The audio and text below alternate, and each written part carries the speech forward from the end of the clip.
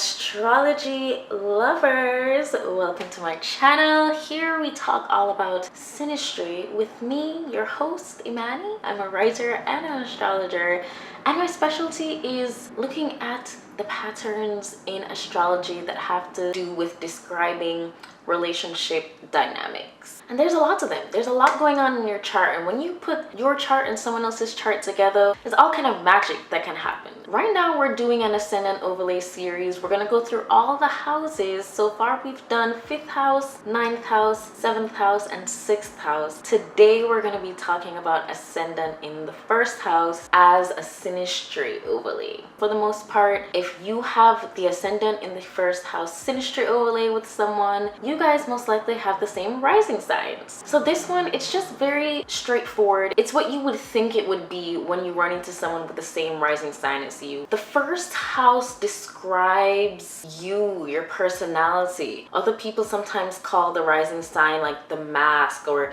the first thing that people see when they interact with you. The 1st house in astrology is literally, quite literally, the first sets of conditions that you're met with in the beginning moments of your life. These are the foundational things, the things that really make you you before the rest of the world has a chance to imprint things onto you. The ascendant, also known as the rising sign, usually call it the ascendant when you're talking about the specific degree. Sometimes people use it simultaneously with rising sign. But the ascendant, the rising sign, the 1st house, this is where you can look in your chart to see what you were brought into this world to do, what you were brought into this world to teach, to become. What kind of journey are you here to walk on? What lessons are you here to learn? What is your unique soul desiring here? And also, what is your unique soul signature? The 1st house covers all of that. And the specific planet that rules your 1st house and its position, its relationships, that is really going to help you to dive deep into your specific mission. But now we're talking about synastry overlays. So when that mission is falling into the other person's 1st house, it's like a universe team up. This is the person you meet when you're in that time of your life where you need reinforcement. You need this revival in your mission and what you're here to do and your purpose. Revival in who you're here to be. When you're around someone that you have this overlay with, you immediately feel like, okay, I am valid in the direction that I'm going in my life, because here's someone who's trying to do all the exact same things that I am. Backing it up a little bit, like I said, the 1st house is you. It's what people see when they first interact with you. So lots of times people relate the 1st house to your physical appearance. Having ascendant in the 1st house synastry overlay with someone could very well mean that this person caught your eye, you were attracted to them because they look like you. It really is that Spider-Man meme, like, you're drawn to that person because you feel like you are the same. The similarities are very uncanny. It's like you're watching them doing like simple tasks, simple routines, and their mannerisms, their quirks, no matter how much you may want to deny it, your personality is present in them more than any other person that you've ever met. So this is where you really get into the nitty-gritty of astrology, because obviously every person that shares your rising sign, or every person that you have ascendant in the 1st synastry overlay with, is not going to be exactly like you. People are very unique. And when you really get into degree theory in astrology, you'll realize that someone who has a 6th degree ascendant versus someone who has a 7th degree ascendant is very different. So it's not until you guys are spending a lot of time together, alone and isolated from the rest of the world, that you really start to see those degree interpretations manifest. But overall, you guys have the same yearning, the same desire for the life you want to live out in this timeline. In the beginning of this relationship, it can be very fascinating, attracting to finally have someone around you that just gets it. You develop a shorthand language with this person very quickly. You guys fall into step with each other very quickly. It is seamless, to say the least. Very much giving conjoined twins, like.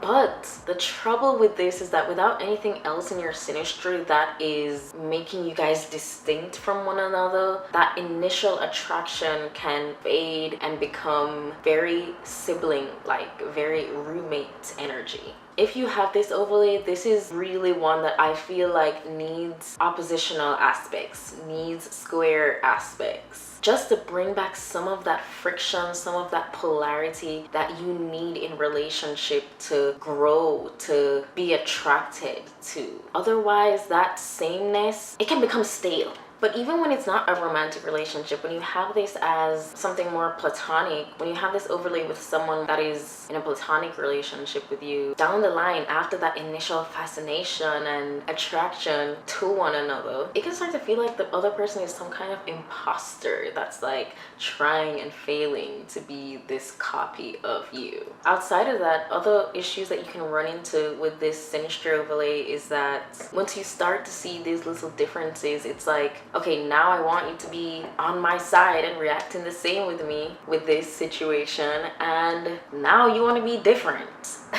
That can be like a fun, playful little fun frustration that you can have with the other person, because you get so annoyed at them for being you, but then when you want them to be you, they're out there acting crazy and you're just like, you're representing me poorly right now. I can't lie though, there's just a lot of fun conversation with this person, because I wouldn't say it's telepathic, I leave that stuff for like third house synastry, but the way you're just known and seen and heard, it can bring this feeling of true teammates, which is really solid to have in a relationship, in any relationship. So like at best, I mean, you don't have to be worrying about simple things that people argue about, like what do you want to eat, like where do you want to go on vacation, what do you want to do this weekend. For the most part, you guys are just on the same page with that. You're on the same rhythm, on the same cycle. You know, if you have the same rising sign, any transit that happens is hitting certain parts of your chart at the same time. So again, it's that very in step, walking in step feeling. But then at worst, it's like when you're in conflict, you're not reacting the same way as the other person. And that similar reaction makes it really difficult to repair things. You'd think that, okay, because this other person understands me, they're gonna understand why I'm mad, and arguing and conflict and stuff is not gonna be a thing. Wrong. When you're dealing with heightened emotions like that, it's so easy to get stuck in your own story, and it's almost worse because you're like, you do feel like the other person is supposed to understand and they're just not getting it. They're convinced, each of you is convinced that the other should be able to see the other person's side, and that just brings things nowhere. It takes a lot more conversation than you would think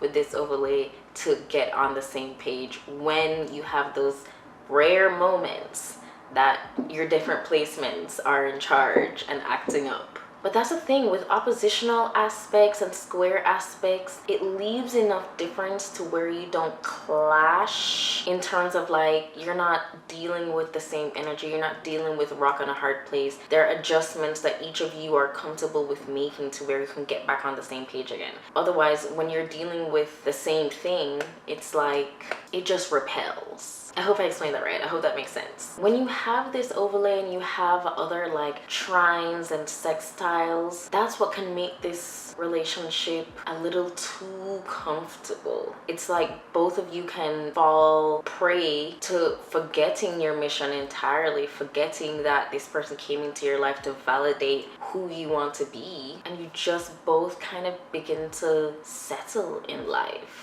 So it's really good for you guys to maintain your individual hobbies, do things separate from each other. Go as far as to have your own friend groups. In a relationship, we like to merge each other's lives together. With this, it's more beneficial if you keep things apart, so that when you do get together, you continue to have new, interesting things to bring into the dynamic.